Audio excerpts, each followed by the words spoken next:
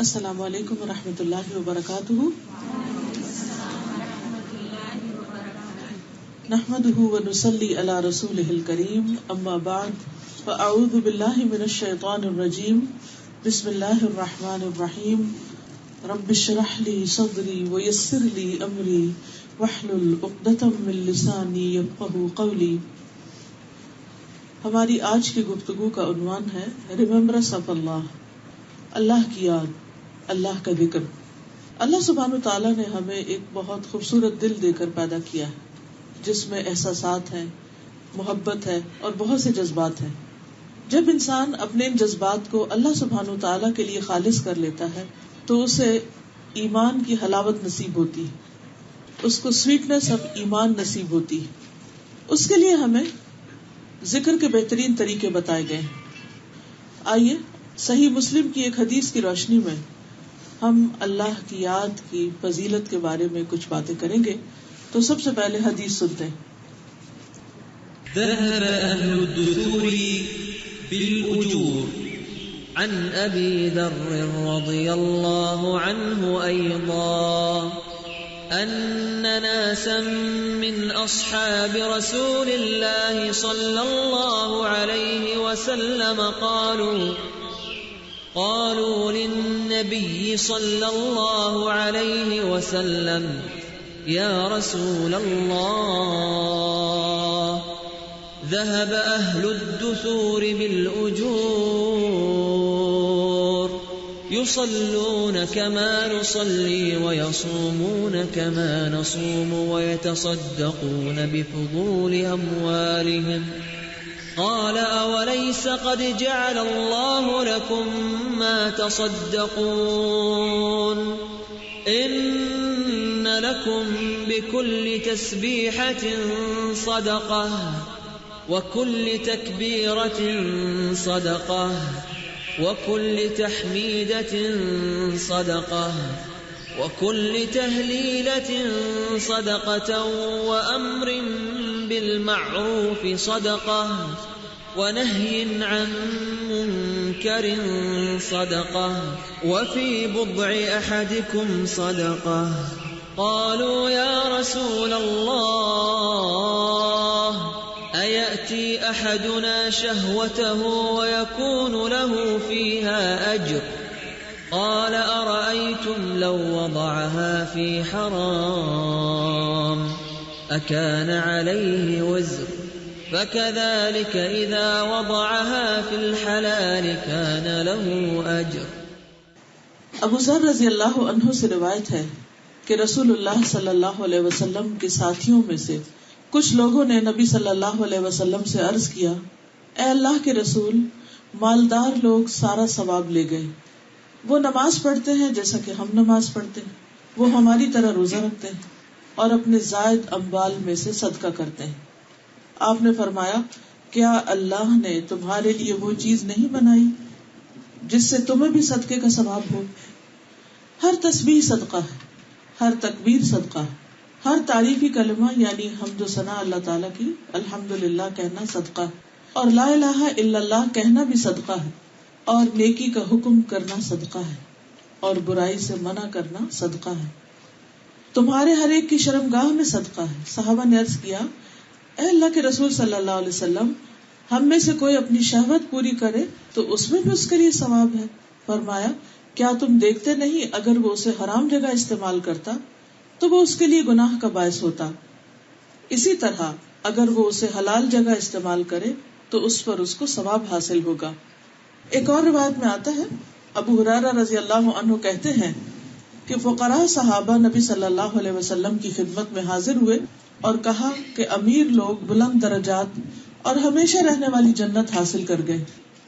جس طرح ہم نماز پڑھتے ہیں وہ بھی پڑھتے ہیں، جیسے ہم روزے رکھتے ہیں وہ بھی رکھتے ہیں، لیکن مال و دولت کی وجہ سے انہیں ہم پر فوقیت حاصل ہے کہ اس وجہ سے وہ حج کرتے ہیں، عمرہ کرتے ہیں، جہاد کرتے ہیں، صدقہ دیتے ہیں، اور ہم محتاجی کی وجہ سے ان کاموں کو نہیں کر پاتے. اس پر آپ نے فرمایا، کیا میں تمہیں ایک ایسا عمل نہ بتاؤں کہ اگر تم اس کی پابندی کرو گے تو جو لوگ تم سے آگے بڑھ چکے ہیں تم انہیں پالو گے، یعنی تم بھی اس ریس میں کامیاب ہو جاؤ گے. اور تمہارے مرتبے تک پھر کوئی نہیں پہنچ سکتا، اور تم ان سب میں سے بہتر ہو جاؤ گے سوائے ان کے جو یہی عمل شروع کر دیں. اور وہ کیا ہے؟ ہر نماز کے بعد 33 بار سبحان اللہ، 33 بار الحمدللہ اور 33 بار اللہ اکبر کہنا. یعنی ان کلمات کی پابندی، ان تسبیحات کی پابندی نماز کے بعد انسان کے درجات کی بلندی کا ذریعہ بنتی ہے، اور بہت سے وہ اور عمل نیکی کے جو عام حالات میں انسان نہیں کر سکتا، وہ ان تسبیحات کی پابندی کے ذریعے ان کا اجر حاصل کر لیتا ہے. لیکن اکثر ایسے ہوتا ہے کہ بہت سے لوگ نماز کے بعد فوراً ہی اٹھ جاتے ہیں مصلی سے، دل گھبرانے لگتا ہے اس تسبیح سے. شیطان اس سمپل سے کام کو جس میں 1.5 منٹ سے بھی زیادہ نہیں لگتا، یعنی 33 ٹائم اگر آپ آرام سے بھی سبحان اللہ کہیں تو میکسیمم ٹائم جو آپ کو لگے گا 1 منٹ اور 30 سیکنڈ لگے گی. لیکن وہ وقت ہمارے لیے شیطان اتنا مشکل بنا دیتا ہے کہ وہ لگتا ہے پہاڑ ہے.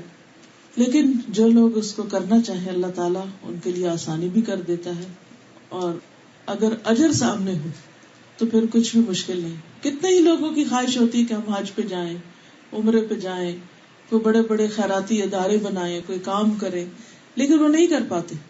اور جو کرتے بھی ہیں تو وہ جانتے ہیں کہ اس کے پیچھے کتنی بڑی ایفرٹ لگتی ہے.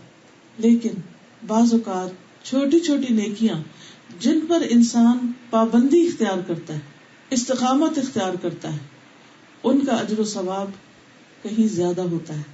کیونکہ اس میں ذکر تو اپنی جگہ ہے، ریممبرنس آف اللہ تو اپنی جگہ ہے، لیکن خصوصی طور پر اس کی جو پابندی ہے کہ مستقل مزاجی کے ساتھ اس کو کرنا، یہ اس کامیابی کی ہے. یہاں جن صحابہ نے آ کے نبی صلی اللہ علیہ وسلم سے عرض کیا، ان کا مقصد کوئی حسد نہیں تھا، کوئی شکایت لگانا نہیں تھا، کوئی کمپلینٹ یا کوئی فرسٹریشن کا اظہار نہیں تھا، بلکہ ان کو شوق تھا کہ اجر میں آگے بڑھ جائیں کسی طرح. کیونکہ تو اللہ کا حکم بھی ہے نا، فاستبقوا الخیرات، نیکیوں میں دوڑ لگاؤ، نیکیوں میں ایک دوسرے سے آگے بڑھو، اور جو آگے بڑھیں گے وہ آگے ہی جانے والے ہیں. والسابقون السابقون اولئک المقربون، کہ آگے جانے والے بس آگے جانے والے ہیں، اور یہی مقرب لوگ ہیں. یعنی ان لوگوں کو اللہ تعالیٰ کا قرب نصیب ہوگا.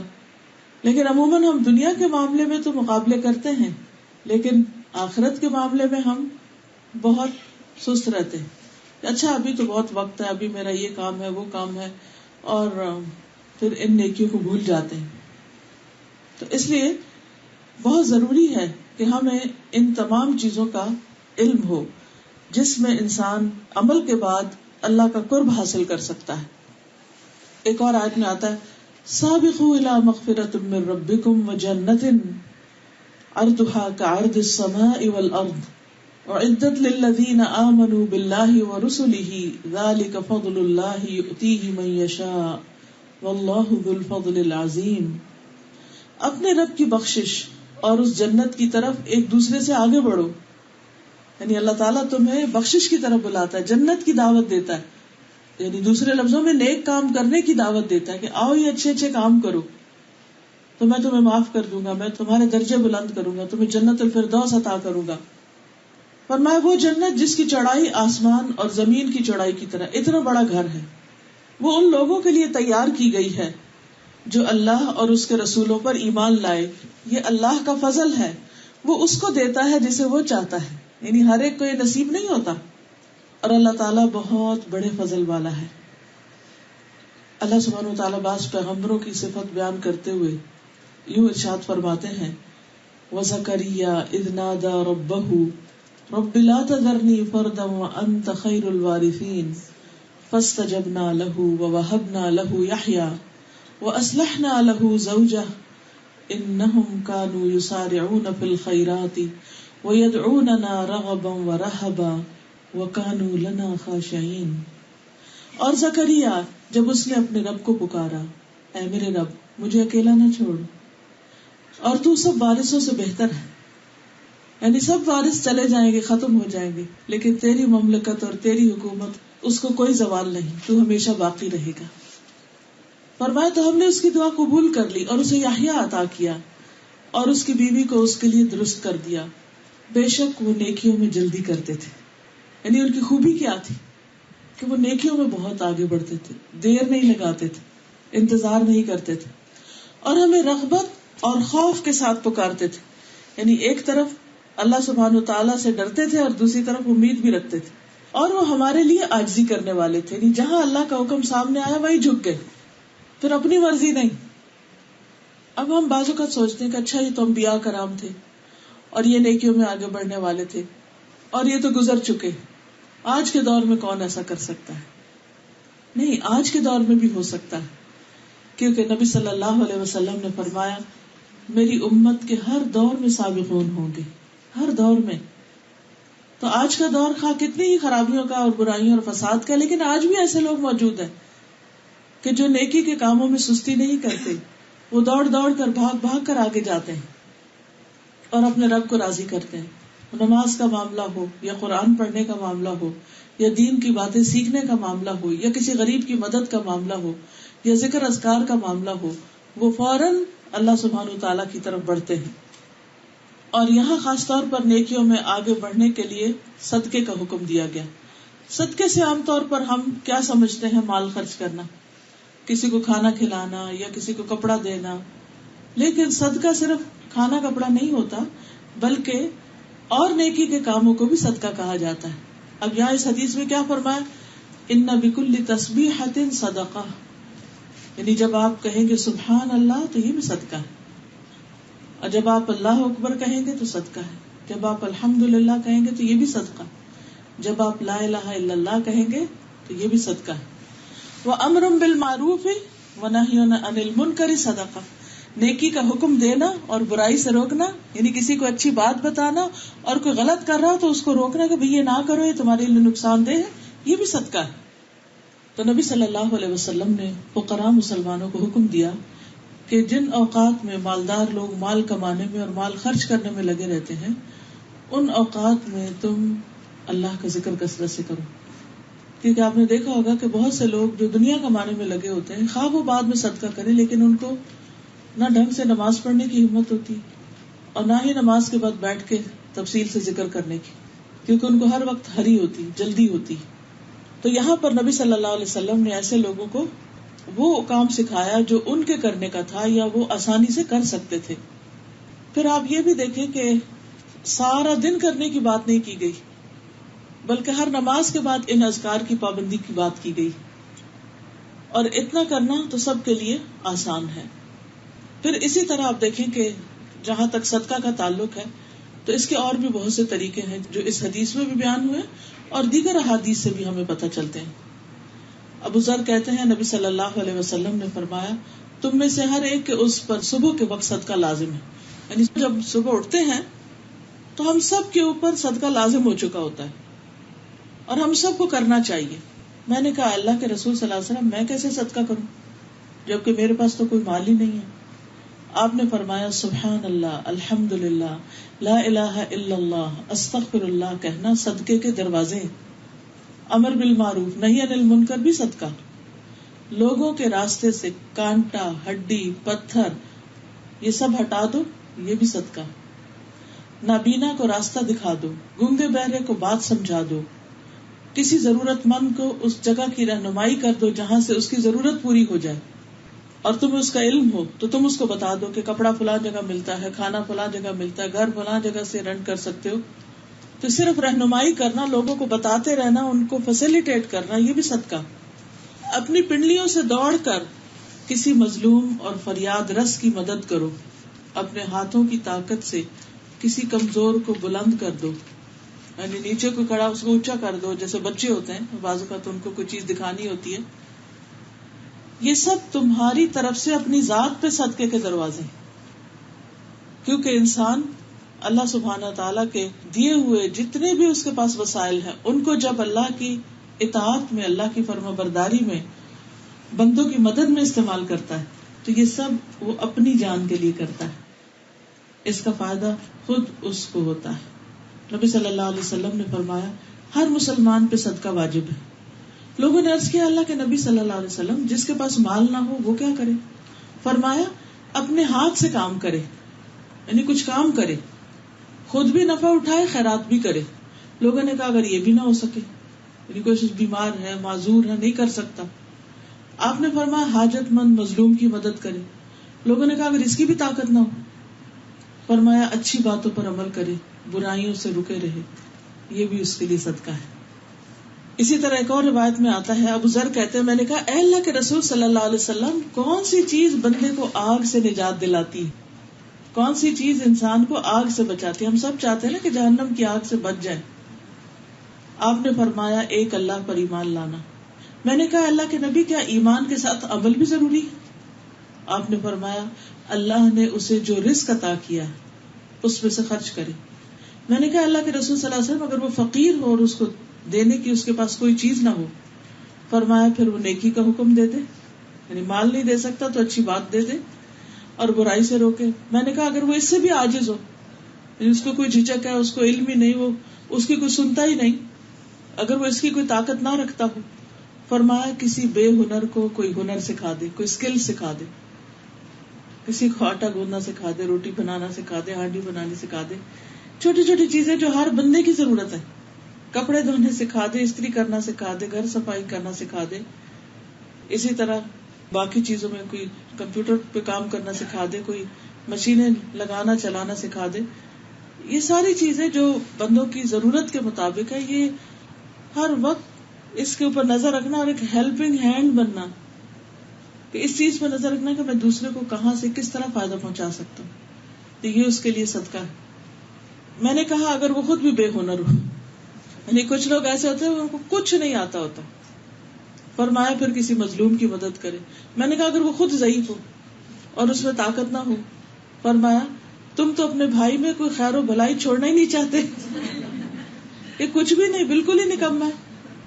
فرمایا تو ایسے شخص کو چاہیے کہ کسی کو تکلیف نہ دے, اور کچھ نہیں کر سکتا تو اپنے شر سے دوسروں کو بچائے. میں نے کہا اللہ کے نبی صلی اللہ علیہ وسلم جب کوئی شخص یہ عمل کرے گا تو کیا وہ جنت میں جائے گا؟ آپ نے فرمایا جو مسلمان بھی ان خصلتوں میں سے کسی خصلت پر عمل کرے گا تو وہ خصلت اس کا ہاتھ پکڑے رکھے گی یہاں تک کہ جنت میں داخل کر دے. یعنی بس ہونا یہ چاہیے کہ بندوں پر احسان نہ جتائے, خوشی کے ساتھ آگے بڑھ کر دوسروں کی مدد کرنے والا, دوسروں کے کام کرنے والا. اور یہ حقیقت ہے کہ جو بندہ دنیا میں کسی کے کام آتا ہے اللہ تعالیٰ اس کی کوئی بھی ضرورت پوری کیے بغیر نہیں چھوڑتا, اپنے غیب کے خزانوں سے اس کے لیے مدد کرتا ہے. کیونکہ جب بندہ دوسروں کی مدد میں ہوتا ہے تو اللہ تعالیٰ اس کی مدد میں ہوتا ہے. بس خود غرضی کی زندگی سے نکل آنا چاہیے, صرف اپنی ذات, اپنا گھر, اپنے بچے, اپنا آپ, صرف یہ نہیں سوچنا چاہیے. سب کے لیے دل میں خیر اور بھلائی ہونی چاہیے, سب کے کام آنے کی فکر ہونی چاہیے. پھر اس میں خاص طور پر اس حدیث کے اندر جو اپنی بیوی کے پاس جانے کی بات ہے اور شوہر بیوی کے تعلقات ہیں ان کو بھی صدقہ کہا گیا. تو یہ لوگوں کے لیے بڑی حیران کن بات تھی کہ اتنا دنیا دارانہ کام اور یہ بھی ثواب کا ہے. فرمایا کہ ہاں اگر کوئی حرام میں جائے تو پھر کیا اس کے لیے گناہ نہیں؟ کہاں اگر کوئی حلال میں جائے تو کوئی بھی چیز حلال استعمال کرنا جو ہے وہ ثواب کا باعث ہے. قرآن مجید میں اللہ سبحانہ وتعالی مومنین کے لیے خوشخبری سناتے ہیں, قد افلح المؤمنون الذین هم فی صلاتهم خاشعون والذین هم عن اللغو معرضون والذین هم للزکاة فاعلون والذین هم لفروجهم حافظون الا على ازواجهم او ما ملکت ایمانهم فانهم غیر ملومین فمن ابتغى وراء ذلك فاولئک هم العادون والذین هم لأماناتهم وعهدهم راعون والذین هم على صلاتهم يحافظون اولئک هم الوارثون الذین یرثون الفردوس هم فیها خالدون. یقیناً کامیاب ہو گئے مومن وہی جو اپنی نماز میں عاجزی کرنے والے ہیں, وہی جو لغو کاموں سے منہ موڑنے والے ہیں, وہی جو زکوٰۃ ادا کرنے والے ہیں, وہی جو اپنی شرمگاہوں کی حفاظت کرنے والے ہیں مگر اپنی بیویوں یا ان عورتوں کے جن کے مالک ان کے دائیں ہاتھ بنے, بلا شبہ وہ ملامت کیے ہوئے نہیں. پھر جو اس کے سوا کچھ اور تلاش کرے تو وہی لوگ حد سے بڑھنے والے ہیں. اور وہی جو اپنی امانتوں کا پاس رکھتے ہیں اور اپنے عہد کا لحاظ رکھتے ہیں, اور وہی جو اپنی نمازوں کی حفاظت کرتے ہیں, یہی لوگ ہیں جو وارث ہیں, جو فردوس کے وارث ہوں گے اور اس میں ہمیشہ رہنے والے ہیں. تو اس میں آپ دیکھیے کہ ایک طرف نماز کا ذکر ہے, کہ اس کے اندر خشوع. دوسری طرف لغو اور فضول باتوں اور فضول کاموں، بیکار چیزوں سے بچنے کی بات کی گئی. پھر پاکیزگی اختیار کرنے کی، زکوٰۃ دینے کی، پھر اپنی شرمگاہوں کی حفاظت. یعنی اگر کوئی جنت میں جانا چاہتا ہے تو اسے حلال طریقے سے اپنی خواہشات پوری کرنی ہوگی اور حرام سے بچنا ہوگا. اور پھر امانت اور عہد کا پاس رکھنا، نمازوں کی حفاظت کرنا. تو یہی لوگ جنت کے وارث ہیں. اور صرف عام جنت نہیں، جنت الفردوس میں جانے والے ہیں، اعلیٰ درجے کے کامیاب لوگ ہیں جن کی یہ ٹریٹس ہے. تو ان آیات سے بھی پتہ چلتا ہے کہ شوہر بیوی کا جو حلال تعلق ہے وہ انسان کی کامیابی کا ذریعہ ہے، کیونکہ کسی بھی طرح حرام کی طرف جانا انسان کے لیے سراسر نقصان دہ ہے. پھر عمل بالمعروف اور نہی عن المنکر. نبی صلی اللہ علیہ وسلم کی جو خوبی بیان کی گئی قرآن مجید میں وہ کیا ہے؟ یأمرہم بالمعروف وینہاہم عن المنکر، کہ وہ نیکی کا حکم دیتے ہیں اور برائی سے روکتے ہیں. امت محمدیہ کے فرائض میں سے ہے کیا؟ یأمرون بالمعروف وینہون عن المنکر، کہ وہ نیکی کی دعوت دیتے ہیں اور برائی سے روکتے ہیں. اہل ایمان کی صفت ہے، مردوں اور عورتوں دونوں کی. والمؤمنون والمؤمنات بعضهم اولیاء بعض یأمرون بالمعروف وینہون عن المنکر. مومن مرد اور مومن عورتیں ان کے بعض کے دوست ہیں، نیکی کا حکم دیتے ہیں اور برائی سے منع کرتے ہیں. تو بہرحال یہ اسلام کا ایک بہت ہی اہم حصہ ہے کہ ایک تو انسان اپنی ذاتی زندگی میں اپنی عبادت اور اپنے نیکی کے کاموں کا فکر کرے، لیکن دوسری طرف دوسرے کو بھی بتائے، اچھی باتیں شیئر کرے، اور اگر کہیں بھی کوئی خرابی دیکھے تو آنکھ بند کر کے نہ گزر جائے بلکہ اس کی اصلاح کرے، دوسرے کو بتائے کہ دیکھو یہ غلط بات ہے، یہ نہیں کرو. نبی صلی اللہ علیہ وسلم نے فرمایا اسلام کے 8 حصے ہیں. اسلام ایک حصہ، نماز ایک حصہ، زکوٰۃ ایک حصہ، روزہ ایک حصہ، حج بیت اللہ ایک حصہ، امر بالمعروف ایک حصہ، نہی عن المنکر ایک حصہ، جہاد فی سبیل اللہ ایک حصہ. وہ شخص ناکام اور نامراد ہوا جس کے لیے کوئی بھی حصہ نہ ہو، یعنی جس نے کچھ بھی نہ کیا، تو پھر وہ کامیاب کیسے ہو سکتا ہے؟ اور ویسے بھی آپ دیکھیں کہ منکر سے روکنا جو ہے یہ ایمان کا حصہ ہے، ایمان میں سے ہے. اگر کوئی شخص ہاتھ سے روک سکتا ہو کسی کو، مطلب کوئی کسی پہ ظلم ڈال رہا ہے تو اس کو پکڑے، اسے روکے. اگر وہ اس کو نہیں روک سکتا تو کیا کرے؟ زبان سے روکے. زبان سے نہیں روک سکتا تو اسے برا جانے، دوسرے کسی کو بتائے کہ وہ ظلم کو روکے. لیکن اگر کوئی شخص اس میں سے کسی بھی چیز کا خیال نہیں کرتا تو یہ اس کے لیے ایمان کی کمزوری، بلکہ ایمان کے بعض جگہوں پر تو آیا کہ اس میں تو پھر ذرے برابر بھی ایمان نہیں جو برائی کو برا نہ جانے. پھر آپ دیکھیے کہ امر بالمعروف اور نہی عن المنکر کبھی فرض عین ہوتا ہے جب طاقت ہو کسی کے پاس، کبھی فرض کفایہ ہوتا ہے کہ کچھ اور لوگ کر رہے ہیں اور وہ ان کو سپورٹ کر رہا ہے، پسند کرتا ہے. لیکن اس کی کچھ شرائط ہیں. سب سے پہلی بات یہ کہ خود پتہ ہو کہ کیا معروف ہے اور کیا منکر ہے. ایسا نہ ہو آپ لوگوں کو کسی برے کام کی دعوت دینے لگ جائیں، کسی بدعت کی طرف بلانے لگ جائیں، یا کسی شک والی چیز کی طرف بلانے لگے. تو سب سے پہلا کام کیا؟ علم حاصل کرنا. تو عزیز بہنوں، آپ خوش قسمت ہیں کہ جن کو اللہ نے توفیق دی ہے کہ وہ اپنی زندگی کے باقی سارے کام کاج میں سے تھوڑا سا وقت نکال کے قرآن کی تعلیم حاصل کر رہے ہیں، دین سیکھ رہے ہیں. تو اللہ تعالیٰ آپ لوگوں کو یہ مبارک کرے اور اس میں اور خیر و برکت ڈالے اور اس میں آگے بڑھائے. کیونکہ جب علم آتا ہے تو ہی عمل کے دروازے کھلتے ہیں. اگر یہ پتہ ہی نہ ہو کہ کرنا کیا، کدھر جانا ہے، تو آپ کہاں جائیں گے؟ کس دروازے میں؟ ایسے ہی ادھر ادھر اندھیرے میں ہاتھ پاؤں مارتے رہیں گے. تو امر بالمعروف کا بلند مرتبہ اور اجر بھی انسان اسی وقت حاصل کر سکتا ہے جب وہ جانے، علم حاصل کرے کہ معروف کیا ہے اور منکر کیا ہے. پھر اسی طرح آپ دیکھیے کہ جس چیز کا حکم دیا جا رہا ہے اس کے بارے میں یقینی علم حاصل کر کے اس کو میک شور کرے کہ ہاں یہ بالکل ٹھیک بات بتا رہا ہوں.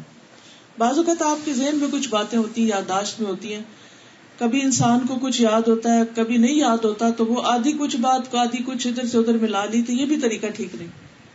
اس کے لیے بہتر کیا ہے کہ انسان لکھی ہوئی چیز اپنے پاس رکھے، دوسرے کو خود پڑھ کے سنا دے یا پڑھنے کے لیے دے دے، اس کو کسی بھی طرح بتا دے، تو اس سے بھی یہ فریضہ ادا ہو جائے گا. عبداللہ ابن عمرو ابن العاص کہتے ہیں کہ مجھ سے رسول اللہ صلی اللہ علیہ وسلم نے فرمایا، عبداللہ کیا یہ خبر صحیح ہے کہ تم دن میں روزہ رکھتے ہو، ساری رات نماز پڑھتے ہو؟ میں نے عرض کیا صحیح ہے یا رسول اللہ. آپ نے فرمایا ایسا نہ کرو، روزہ بھی رکھو اور روزے کے بغیر بھی رہو، نماز بھی پڑھو اور سویا بھی کرو، کیونکہ تمہارے جسم کا بھی تم پر حق ہے، آنکھوں کا بھی حق ہے، بیوی کا بھی حق ہے، اور تم سے ملاقات کرنے والوں کا بھی تم پر حق ہے.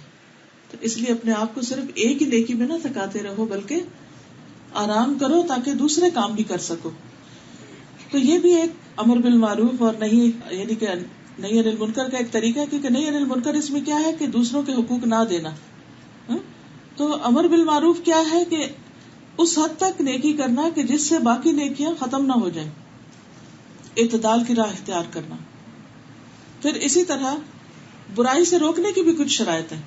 سب سے پہلی بات یہ کہ آپ کو شرعی دلیل سے معلوم ہو کہ برائی ہے. یہ نہ ہو کہ نہیں ہمارے ماں باپ اس کو بہت برا سمجھتے ہیں یا میرا دل کہتا ہے کہ یہ تو برائی ہے. نہیں، آپ کا دل یا ماں باپ کا کہنا جو ہے نا وہ کام نہیں آئے گا جب تک کہ قرآن اور سنت کی دلیل نہ ہو اس کو برا کہنے پہ. کیونکہ بعض اوقات ہم بلا وجہ دوسروں پہ تنقید شروع کر دیتے ہیں بغیر علم کے.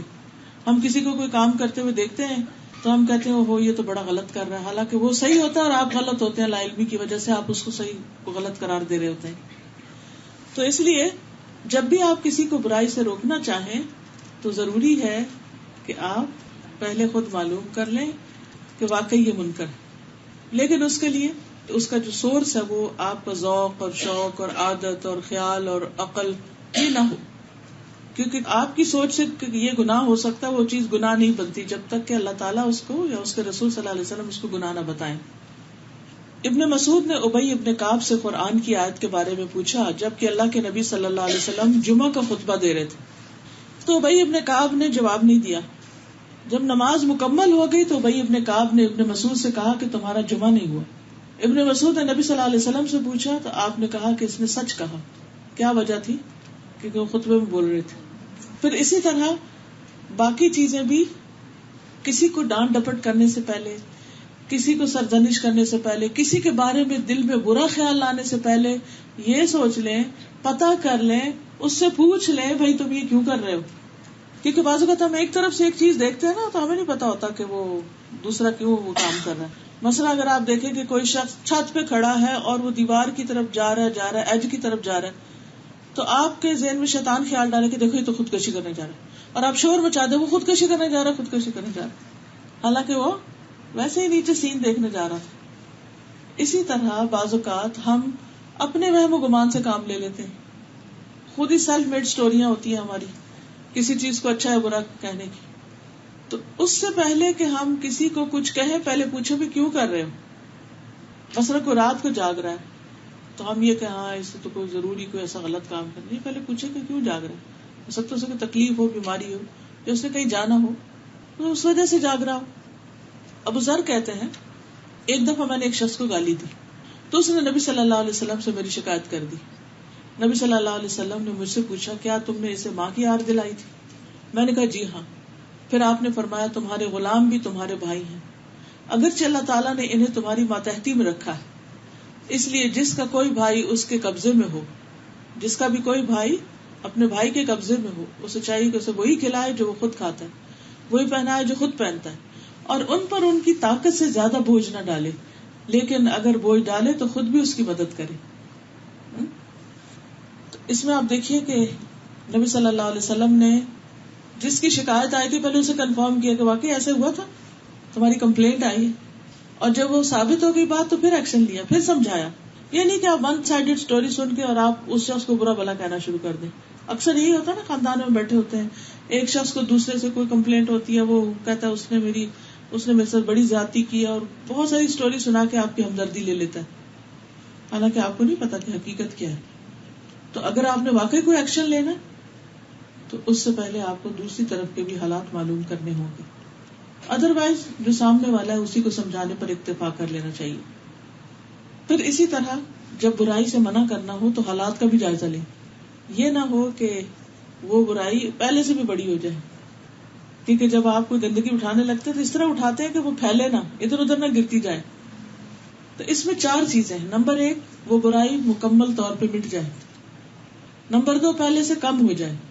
لیکن اگر اس کے نتیجے میں ایک برابر کی اور برائی پیدا ہو جائے یا اس سے بڑی برائی پیدا ہو جائے تو ان 4 صورتوں میں سے اگر صرف پہلی 2 صورتیں ہوں تو برائی سے روکنا چاہیے.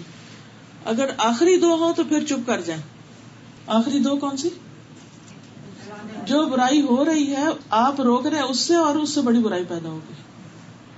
یا پھر اس جیسی برائی پیدا ہو تو چپ کر جانا چاہیے، کیونکہ برائی کو ہٹانے کا مقصد کیا ہے کہ وہ صفائی ہو جائے. تو جس چیز کو صاف کرنے سے اور بڑا داغ بن جائے پھر اس کو ادھر ہی کرنے دیں. کئی لوگ ایسے ہوتے ہیں نا، کارپیٹ پہ تھوڑا سا تیل گر گیا، کبھی چیٹا پڑ گیا، سالن گر گیا تھوڑا، تو ایک طریقہ یہ ہوتا ہے کہ جہاں ہے بس ادھر سے ہی جذب کر کے اٹھا لیں. اچھا کچھ لوگ کیا کرتے ہیں، لیتے ہیں کپڑا اور وہ ملنا شروع کر دیتے ہیں اس کے اوپر.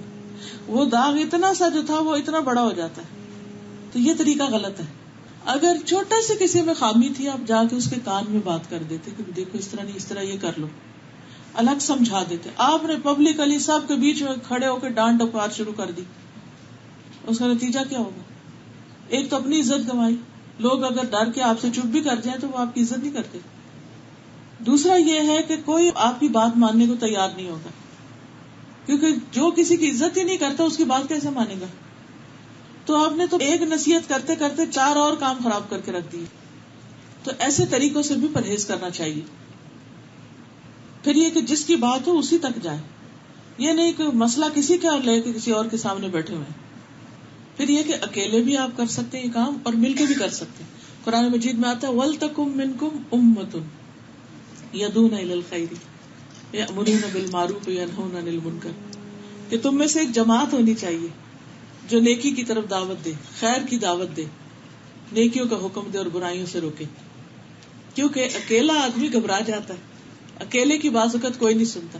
ایک بندہ بات کرتا ہے تو دوسرا اس کو چپ کرا دیتا ہے، لیکن 2-3 ہوتے ہیں تو ایک چپ کرتا ہے تو دوسرا بول پڑتا ہے، دوسرے کو کراتے تو تیسرا بول پڑتا ہے. اس طرح وہ پلہ بھاری رہتا ہے. بعض اوقات اگر کوئی شخص برائی سے نہیں روکتا تو اس کا نقصان کیا ہوتا ہے کہ سب کی ہلاکت آتی ہے. اس کی مثال ایسی دی گئی ہے کہ جیسے کچھ لوگ اگر کشتی میں سوار ہوں، کچھ نیچے کے حصے میں کچھ اوپر، اور پانی اوپر ہو، جب نیچے والے اوپر سے پانی لینے جائے تو وہ مائنڈ کرے، تو جو نیچے ہو وہ نیچے سمندر کے کنارے پر کشتی کے تختے پر سوراخ شروع کر دے کہ سمندر سے پانی لے لیتے. اب کیا ہوگا؟ تو ساری کشتی ڈوب جائے گی، اور اس میں صرف نیچے والے نہیں اوپر والے بھی ڈوبیں گے.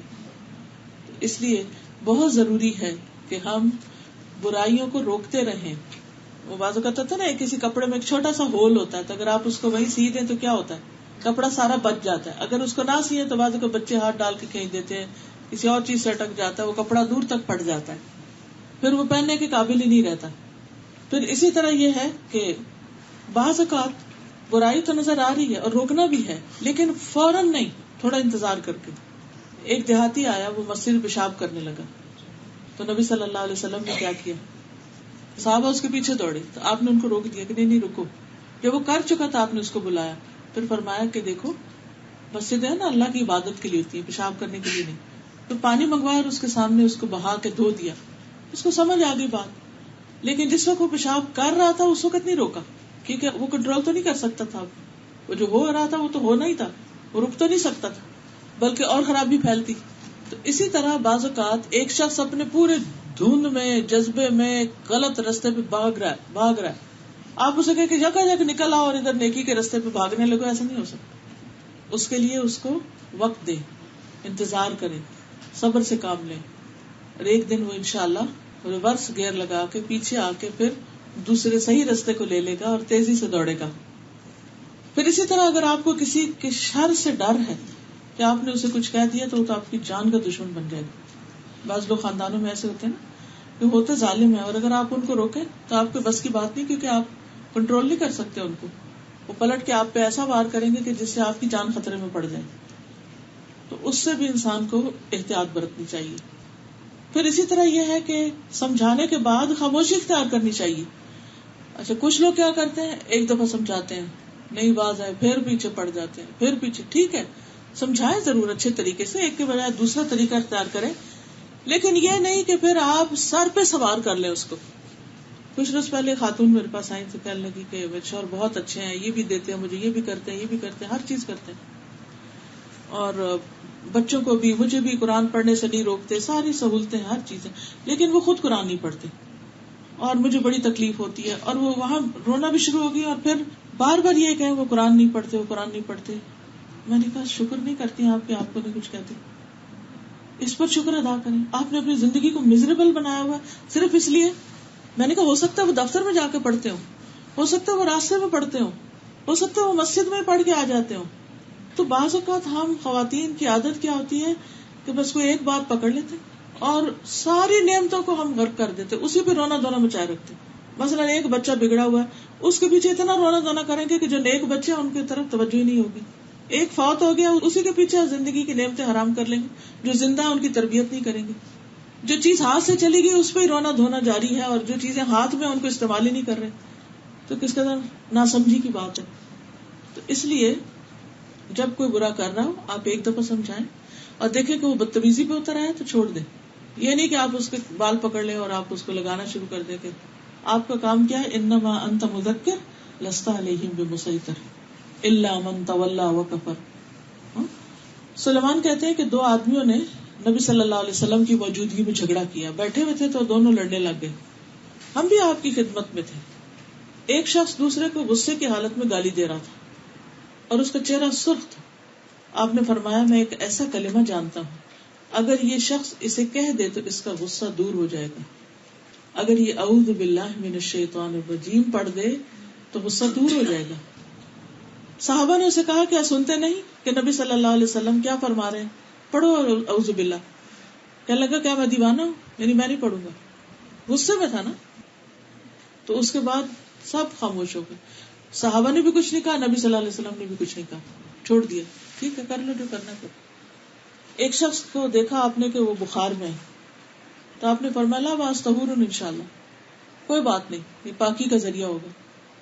کہنے لگا نہیں یہ تو بوڑھے کے اوپر آ گیا بخار جو اسے قبر میں لے کے ہی اترے گا. آپ نے فرمایا اچھا پھر ایسا تو ایسا ہی ہوگا, اور وہ شخص اسی بخار میں مر گیا. تو بعض اوقات ہم اپنی زبان سے منفی باتیں نکالتے ہیں, نہیں تمہیں کیا پتا, یہ تب ایسا ہی ہوگا, اور وہ ویسے ہی ہو جاتا ہے.